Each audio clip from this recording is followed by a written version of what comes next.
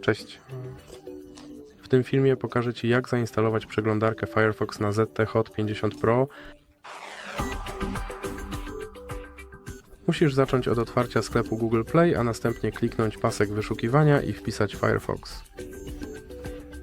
Teraz kliknij Szukaj i kliknij Zainstaluj.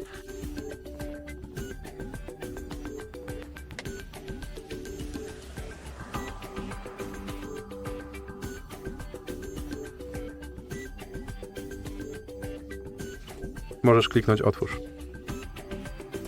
I możesz wybrać swoją główną przeglądarkę lub kliknąć Anuluj. A teraz możesz dodać widget Firefox. Kliknij teraz tutaj zalogować się na swoje konto Firefox lub kliknąć nie teraz przejść dalej, włączyć powiadomienia lub kliknąć nie teraz. Widzisz, moja przeglądarka Firefox jest zainstalowana i gotowa do użycia. To wszystko na ten film.